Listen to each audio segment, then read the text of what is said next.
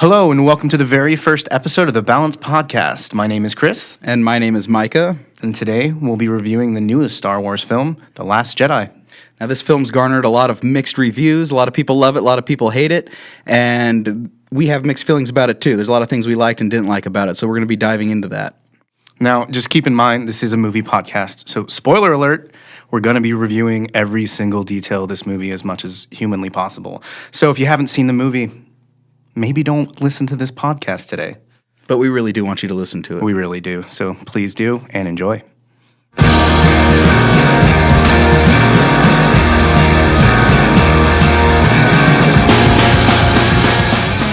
All right, Micah, let's get into this, man. What'd you think of the movie?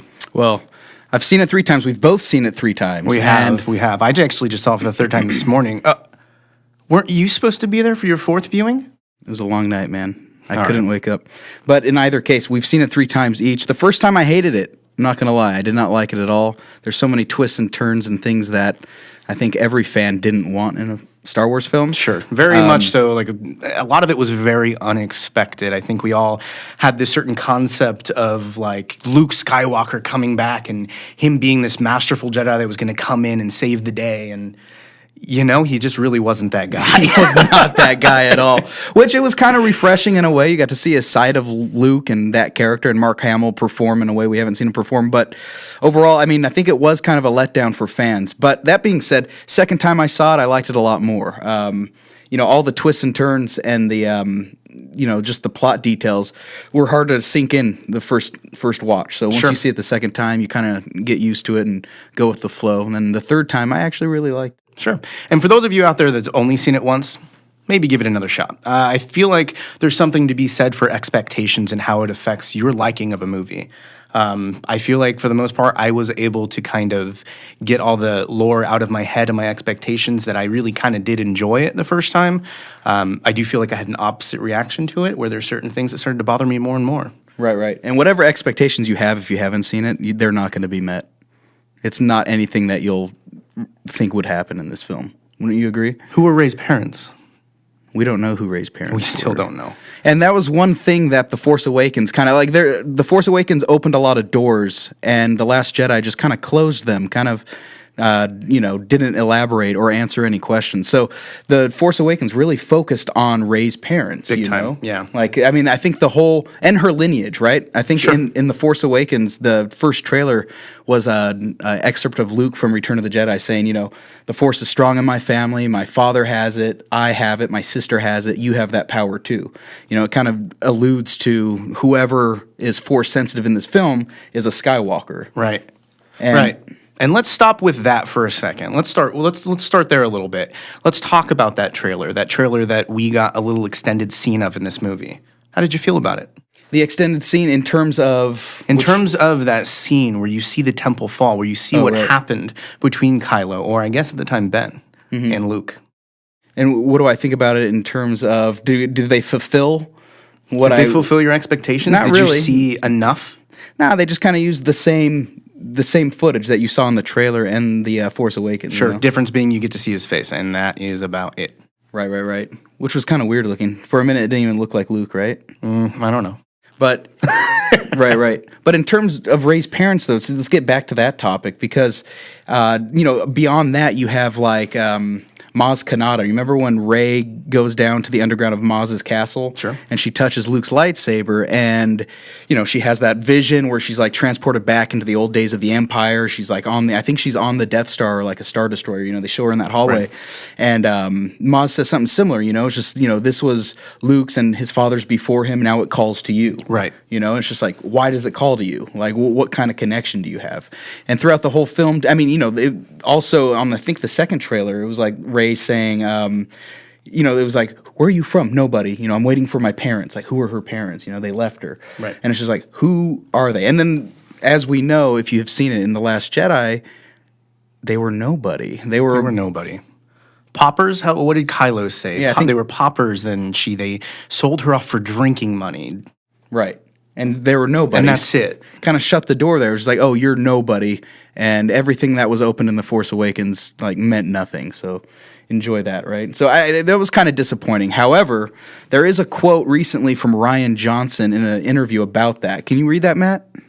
Yes. Awesome. Yeah. So he's just talking. Someone asked him about this film and, Rey's parents, because obviously that was a big question that was raised. And he said, Johnson said, "We were in the other room saying a steel hand should clunk to the ground."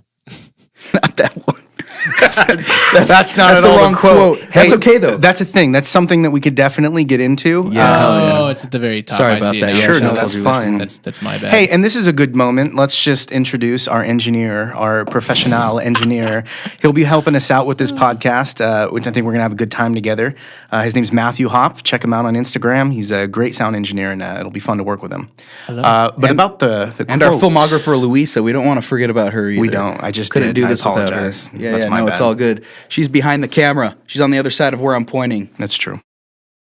All right, so the quote says, "That's what Kylo sees, and that's what he tells her, and I think he's not lying in that moment. That's what he saw, and she seems to believe it when she hears it. I don't want to. I'm not writing the next film. We'll see how they handle it going forward. And as we all know, in these movies, there is always a certain point of view that's involved. But for me, I'll tell you I can understand why that answer doesn't feel good. It's not supposed to feel good. It's supposed to be the hardest thing she could possibly hear in that moment." Right. And a little context, I don't know if we mentioned this. Kylo tells her who her parents were. He said, you've always known this, haven't you? Say it. Your parents were just paupers, sold you off for drinking money. Right. But what Ryan's saying is that in that moment, that's what Kylo believed, and he knew that if he told her that would hurt her the most in that moment. So it kind of leaves the door open that might not be the case, that her lineage does hold, some kind of secret still, right? Right. Interesting to mention, too, it's really not the first time somebody's pointed something like that out. I believe it was Han in the movie, stated that there's nothing left for you. He wanted her to come with him for that particular reason. She's been waiting all this time on Jakku for nothing. Right. And this just kind of reinforced that point. But what I'm curious about is, do you think this was a plan? I feel like the plan for The Force Awakens was to give fans what they wanted.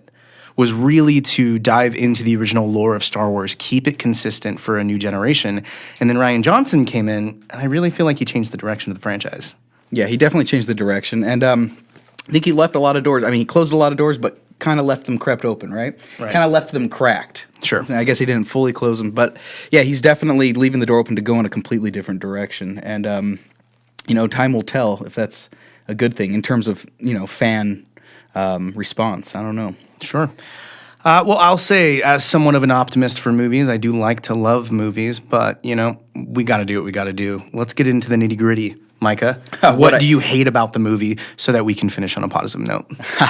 I'll just be right out. I mean, this is the spoiler alert here, right? So if you've seen it, as you know, Luke dies in the end of The Last Jedi, or that's what it appears to happen. And I think a major decision on the part of the director that bothered me was that, as we know, Carrie Fisher passed away about a year ago, unfortunately, and Mark Hamill's still alive. Yet in the film, they kept Carrie Fisher, Princess Leia, alive, and they killed Mark Hamill, which I just don't understand why they would do that when one of the actors, literally can't continue making the film. And I know they wanted to go a different direction. They're open. Disney bought the franchise, and they've been doing a great job. Don't get me wrong. They've been doing really good. I've been enjoying everything that they've been releasing. But they have all of eternity to release movies with new characters, new Star Wars. They bring the old cast back 40 years later to, kind of close out the Skywalker saga.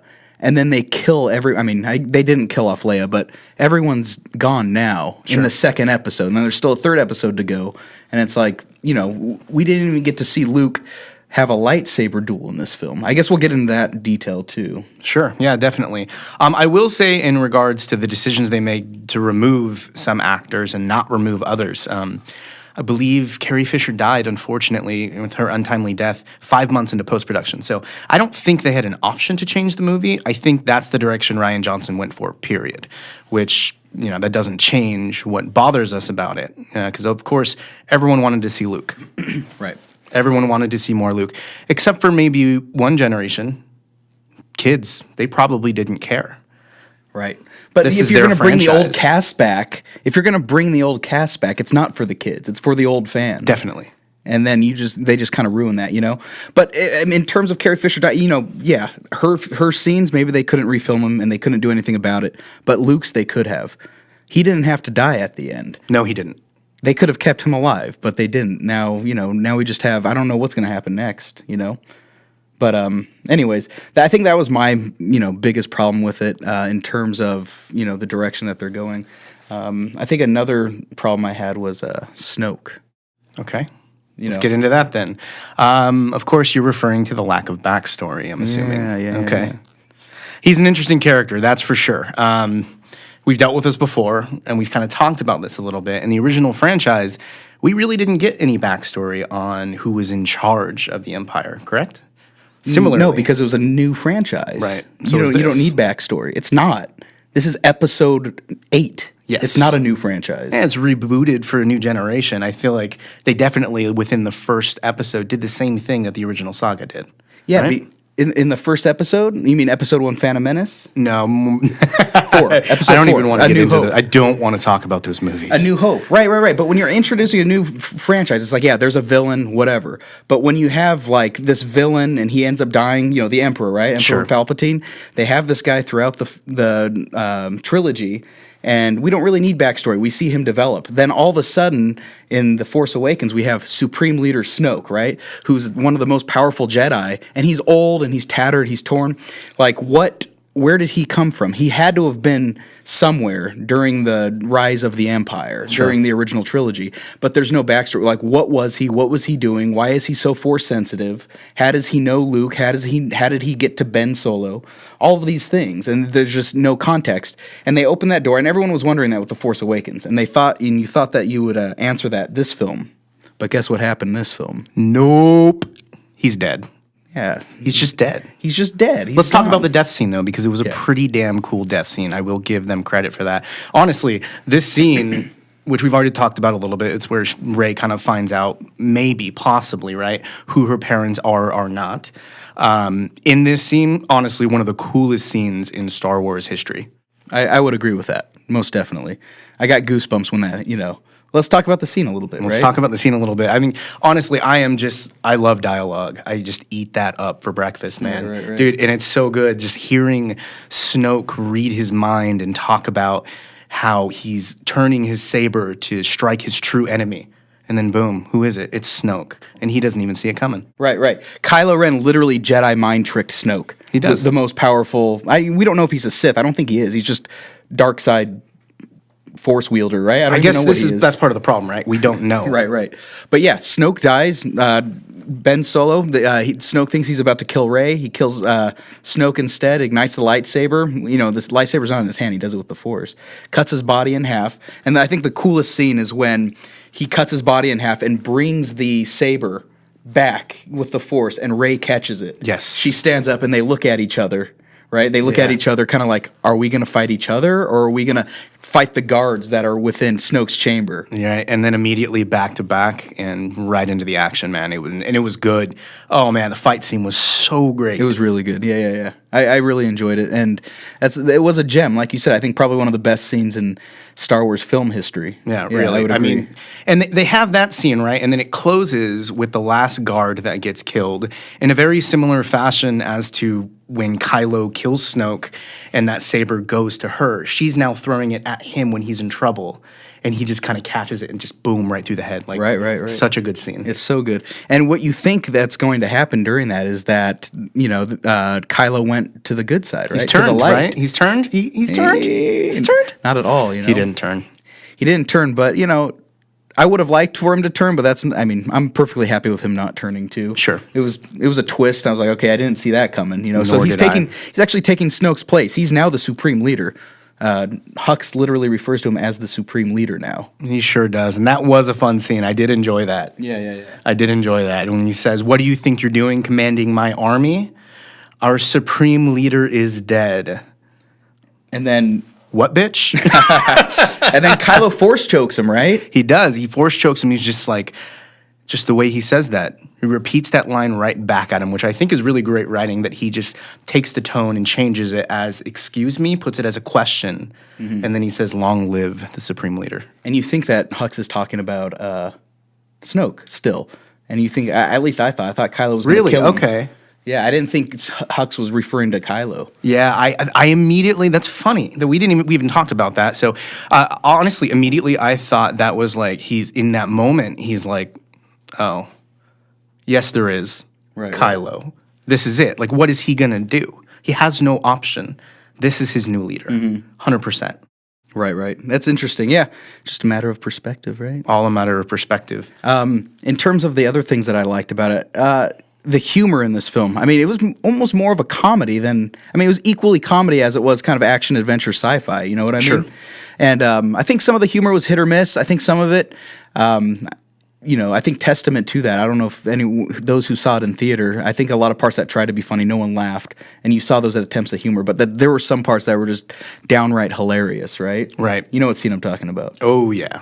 When Luke has Rey up on the pedestal, up on the mountain. Oh my God. And she has her legs crossed, and he's asking her, he's like, okay, close your eyes, now reach out. Reach out. And I do love this because he rolls his eyes like a grumpy old man when she immediately just goes, She extends her hands out. Yeah. And then he starts tickling her hand with the palm leaf he has in his hand, right? She's like, oh my God, I feel something. He's like, you do? That's the Force. That's the Force. It's really strong with you. 3 times I saw this in theaters, and every single time I laughed hysterically because that was good. That was the best part of the comedy, I think, is a lot of the way Luke was interacting on that island and really teaching her. Right. No, it was great. Luke was a character in this film. He was a really character. When also what was funny is when he's asking Rey, "Who are you? Where are you from?" She says, "I'm from nowhere." And he says, No one's from nowhere. Where are you from?" She says, "Jakku." Okay, that's pretty much nowhere. Yeah, immediately, that's pretty much nowhere. And that was a good laugh, too. I really enjoyed that line as well. Honestly, Luke was hilarious. The scenes where he was being dramatic and intense, and they were great. And the comedic aspects of it were great as well. Honestly, Mark Hamill, hands down, was probably my favorite part of the movie, if not Kylo Ren. Right. Those two were just 100% were so good in this movie. Getting down to the more of the beginning of the film, where we started off, we opened up, which was odd, seconds later. This could have been filmed concurrently. There was no time passed at all, which was a little jarring, but it was fun to see. Obviously, Luke is not who he thought he was going to be. He's Yoda. He turned into Yoda in exile. And I like something that you pointed out, which I really didn't think about before you mentioned it, which is they have these scenes where she's following him around and he keeps saying, go home, go home. And he's going through and he's milking that weird ass camel cow. I still don't know how I feel about that, to be honest. It's disgusting. Rey doesn't like it. She literally, she looks disgusted and she turns her head. Honestly, it was wonderful. Because she makes eye contact with the animal. Yeah. And she's like, oh, God. It was pretty disgusting. And then you immediately see him milk that thing into a bottle and spray green milk all over his beard. He loves it. He's like, He loves it.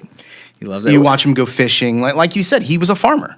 It was cool, yeah, because he was a farmer on Tatooine back in A New Hope when he was young, right? It was cool to see him kind of go back to the roots and do what he does. Yeah, he knows how to do all great. That. I like that they added that simplistic nature of it where you get to see this other side of Luke that honestly you haven't seen since the very first movie. Right. And in the film, he's completely closed himself off to the Force. They reveal that. He's just, he doesn't practice the Force. I mean, for all we know, right? He stopped. I think he still respects the Jedi religion, right? He does still respect the Jedi religion, but he's just closed himself off from the Force. As he states, the Jedi don't own the Force. Mm-hmm. Everybody is a part of the Force. Everything in nature.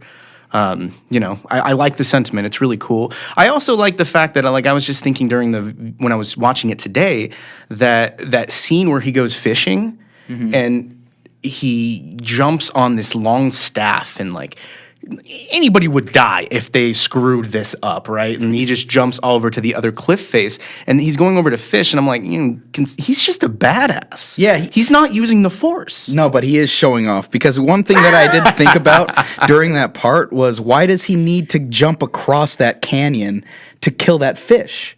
Because the spear is already in the ocean. Sure. He could have just stood right there and did it. I want to say, this is where optimism comes into play. Yeah. I mean, I will say there was a cliff face, so he did come at an angle. Like, it's not like it was a straight off. Like, the staff was at an angle already, and he used it to propel himself to the other side to a cliff face where he can look down and actually aim at the fish.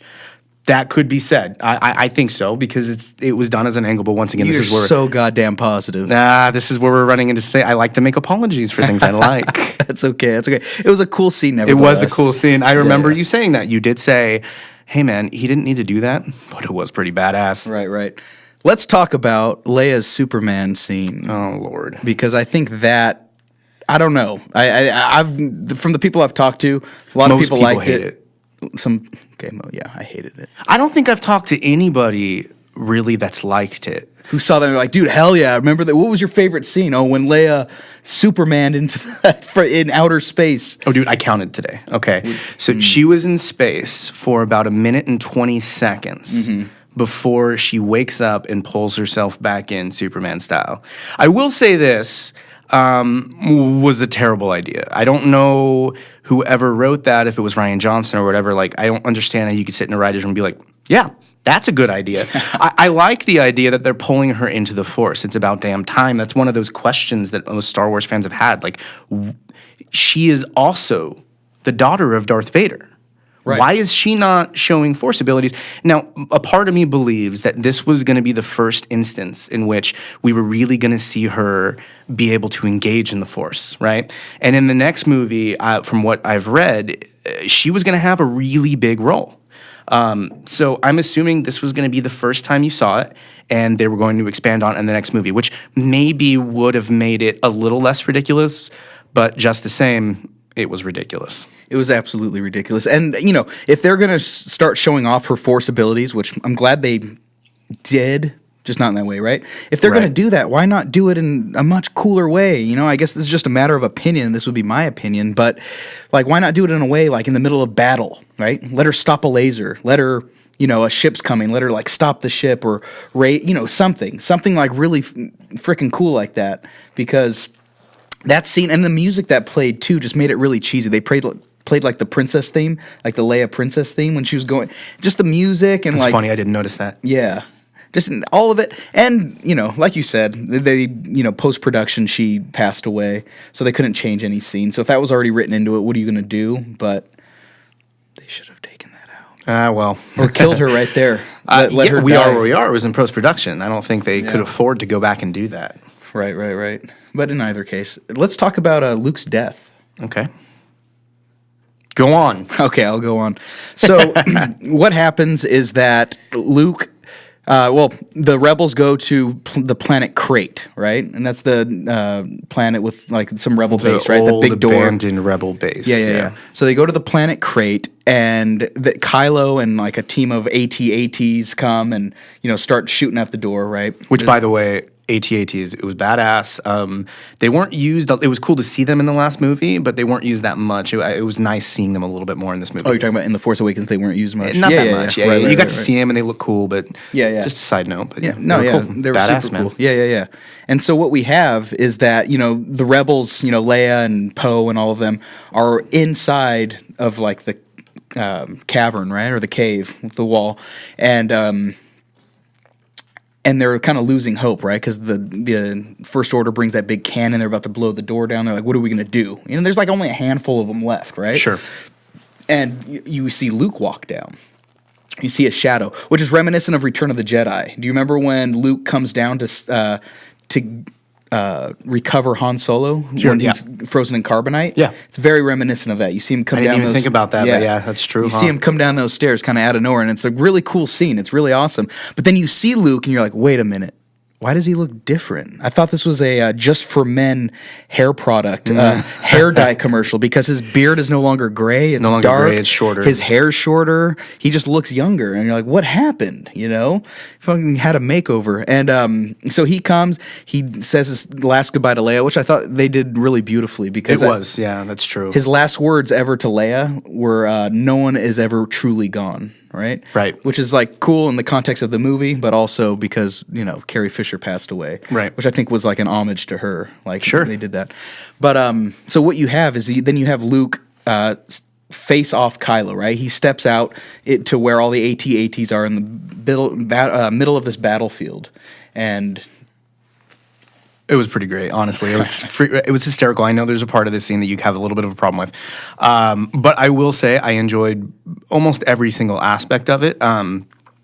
You know, I liked the fact that Kylo Ren had like a nervous breakdown and had every single gun they had possible fire at Luke, as if you've ever seen a Jedi be able to avoid that much firepower. But you think that. The first do time you think see that. it, you're like, oh, Luke's just dodging all those lasers, or he has his saber out. Like, he's just going to town, Yeah, you know? yeah. And you think that. But then, yeah, Luke comes out of it, right? So they stop firing. Huck says, like, you think you got him, right? It was funny. I think you got him, yeah. But yeah, Luke walks out, and he does that brush off your shoulder. Yeah, let's talk about it for a second. I know you didn't like it. I at like first. it now. I like You it like it now, okay? thought it was So I cracked this joke because after we saw it, after we saw it the second time, we really discussed it. And I was like, you know what? On a second viewing, it still didn't bother me. I do feel like it was a discussion like, oh yeah, should we have him like brush it off? You know, like in hip hop, like give it a little 3. No, it was just 1. He was just being a dick. Right. And he kind of had that the whole movie. He was like Yoda. Like Yoda. Yoda. Yoda was a dick too. grumpy He was old funny. man. Speaking of, we got something to say about Oh, Yoda we later gotta too. get into that, But yeah. okay, so right, Luke goes out there, and then Kylo goes and meets him on the battlefield face to face. Right, he's gonna have. You think that it's gonna be a lightsaber duel, right? And so there's that dialogue between them, and it's Luke, and he's looking all young and stuff, and Kylo charges at him with the saber, and Luke dodges it and all that.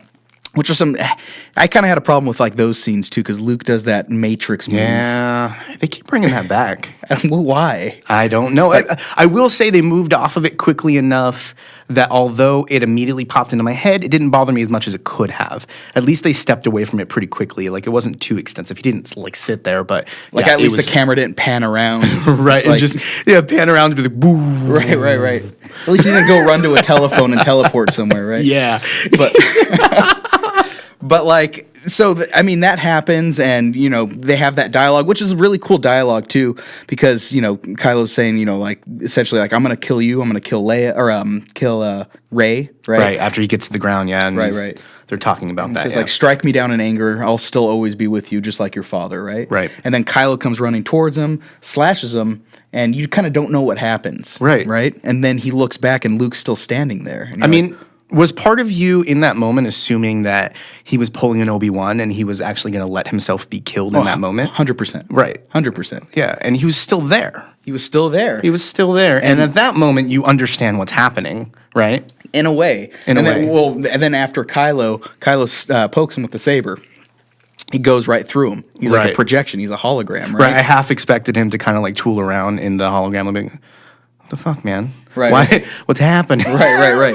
And then what was cool too is like Luke's last words to Kylo too was "See you around, kid." See you around, Which kid. I think was what Very Han reminiscent Solo of says, Han, right? Yeah. But then you see him disappear, right? I'm pretty sure this is the order of events here. Like, he disappears, and then you see Luke. No, it's when he's stabbed by Kylo, and it goes right through him. Right. You see it goes shoots to Luke, and he's on the top of that mountain where he was teaching Rey, Right, and he's meditating, meditating. hovering, So yeah. you know that he's projecting himself, which Right. I have to say, I got goosebumps when I saw that. I was Sure. like, what a fucking great. badass. It was great. It Like, was dude, badass, the yeah. master of the Force. Like, This is definitely the scene we wanted. This was the Luke we wanted to see throughout the whole movie, and we didn't get it, but we did get it towards the end. But before we talk about his actual end, let's talk about the hints that the movie gives you. Okay. As to the fact that he's not really there, because of course, like at first. I know I talked to some people who immediately realized he wasn't there, but for me, I was in the movie, I was having fun. I thought he was there. I just thought he trimmed his beard, which is kind of weird of me to think. Why would he take the time to do that? right. And he dyed it. right? Yeah, But I didn't. diet I for honestly, sure. in the moment, didn't even notice that. But there are a few things, a few details where you could have assumed. One being the fact that during the fight scene between Kylo and Luke, you see them shuffle their feet. Now, Kylo does it first, and one of the more beautiful aspects of this movie aesthetically was the red planet and the fact that it was covered in salt. Yeah, Salt. salt. End scene. Yeah, just a quick side note. There is that scene. I'm sure everybody else remembers it, hopefully. Maybe it didn't bother you guys quite as much. But I found no need for that soldier in the trench to stick his finger in that man's footprint and say, oh, it's salt. We didn't need to know that. He did, though. He really needed to know. He needed to know. Needed to And figure he that out. thought all of these other people were interested, even though they're about to get freaking killed. Right. I don't, not on anybody's mind. Anyways, going back to the fight scene, when Kylo shuffles his feet, you see the salt pull away and there's a red footprint. Now, when Luke does it, nothing. So that was our first hint, right? And then there was also the lightsaber.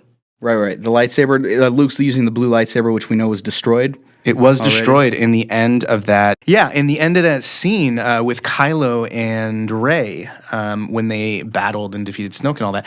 Kylo was trying to get her to come over to the dark side. Obviously, she wasn't going to do that. And in the wake of that, lightsaber was destroyed. So obviously, Luke could not have had that. Right. But in his fury, Kylo just didn't see it. He was blinded by his rage, right? And his hatred. But, so after Luke, says his, see you around, kid, he disappears. Then you see Luke floating there again, and he drops to the stone. Exhausted, the pedestal. right? Exhausted. Yeah, he's exhausted, right? So, and here's something I want to bring up, because he falls down, and he gets back up, and he looks out into the sunset, and he gets this look on his face like he sees something. It definitely looks like he sees something, and even music starts to come in. And then you look out into the distance, and I swear half the people, if not more, saw something, because I saw it too. I did today. And there was a plane. There was an object. There was Some something sort of ship or something, yeah. out in front of the sun. You just saw it, and I thought, like, that's what the scene. I thought the scene was going to end with someone coming, whether it be the good guys or the bad guys. But nothing came of it. Right? Luke just gets up. He sits down, looks out into the sunset, which is the double sunset, like you see on Tatooine where he grew up, which is like really beautifully made. Just the poetry between the old and the new. But he looks out into the sunset, and he, the classic Star Wars heroic theme starts playing, and he looks out. His eyes are kind of tearing up, and I mean, he just acted so well in that. And no words, just facial expressions, And it pans out, and you see him disappear, just like Obi-Wan and just like Yoda. He disappears, and his cloak floats away. But I want to, I want Luke to still be alive, so I kind of want to talk about what he saw, right? Because when he does fall and he sees that craft, I swear there was something there. Now, Rian Johnson, again, I think in that same interview, Matt, I'm going to have you read something in a second here. In that same interview, they talked to Luke and Ryan about that, right? And Luke says something along the lines of teleporting, right? Can you read that? Yeah, Luke says, Or Mark Hamill, right? Yeah. yeah, well, I'm still in denial. I just think he transported somewhere else. Right. We're all in denial, Mark. Right. So he teleported somewhere else, which is interesting because I want that too. And we know that Luke can manifest himself both, in kind of like a projection form where he can't be touched, but also in a physical form because he touches Leia in his, projection self. He touches her hand, kisses her forehead, even hands her Han's dice, right? All right, here's a plot hole. I mean, here's a critique that I have of it personally. Even in my positivity, I did have a problem with the fact that for some reason Luke was able to kiss his sister on the forehead, hold her hand, and pass her a pair of dice, a hologram, but he could not touch lightsabers with Kylo Ren. Right. And I think that's one of the major letdowns is that we didn't see Luke battle at all with a But it should have been lightsaber. possible, right? If it was possible to do all that with Leia. It definitely should have been. Yeah, I have no idea why they didn't go that route. But even further in the interview, I have the quote up here too, Matt. During the Q&A, Johnson also said, they were talking about like a flaw they saw, right, in the scene that they filmed. And they said, we were in the other room saying a steel hand should have clunked to the ground, right, if he in fact died. Because, obviously that still hand isn't part of his physical form. So if he became one with the Force and he died, that hand shouldn't have gone with him. So, I don't know if they were just pointing out an actual flaw or if they're just kind of saying, hey, the door's still open. Sure. Dropping a hint like, hey, he didn't die maybe. Maybe he did teleport somewhere. Maybe they were dropping clues. Right. It's up to Abrams to interpret that, right? Because a secondary theory that I could definitely see being the case, which I don't want to believe, but I will point out, is maybe they just didn't want a damn clink. Maybe they thought it wasn't necessary. yeah, it would have been ugly. It would have been clunky. Ooh. Clinky. Definitely not on purpose. Definitely not on purpose. I Right, apologize for that. No apologies necessary, sir. But yeah, I mean, I can see the decision not to put that in there, but who knows? Like I said, I'm holding on hope. Sure. Rebellions are built on hope. Oh, God. Yeah, I mean, that is one thing I will say. The most exciting thing about where the movie ended for me is I have no idea what to expect next because they closed a lot of doors that we thought were going to be open for at least another movie. Right. And I don't know, man. I want Luke to be alive. But what's hard too? I mean, if he is alive, both Rey and Leia feel him pass. Right. But as I'm watching it today, I kind of noticed, I don't know, just maybe this is just me being hopeful once again.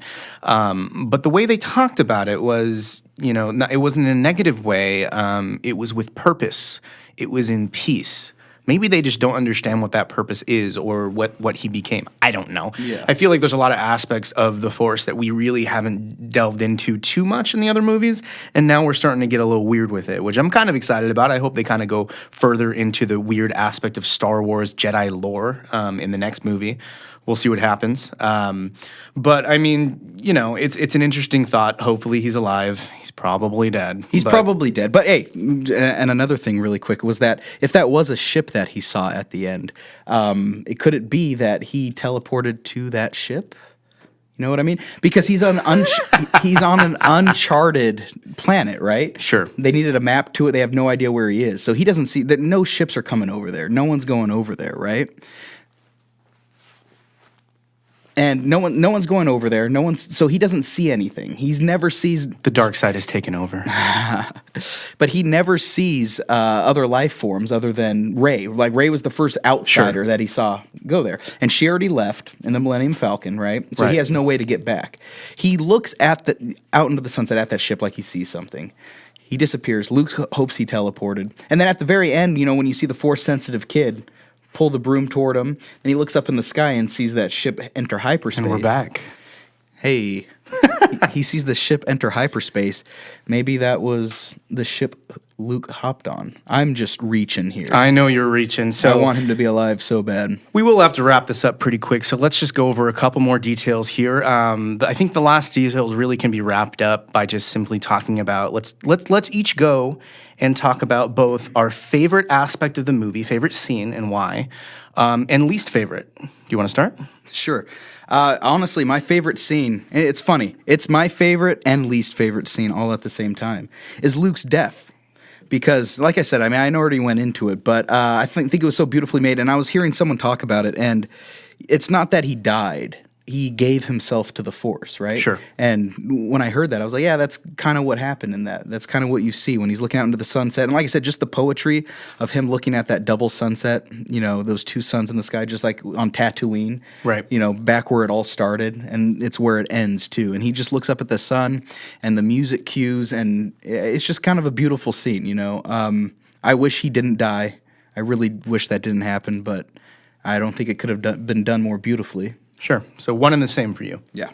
Okay. I'm going to start negative. I know also because I know you don't like this scene either. Nobody likes that B story, the middle story between that middle story that we have, the side plot between Finn and our new character. I apologize. It's very unprofessional of me. What is her name? Rose. Oh, I'm sorry.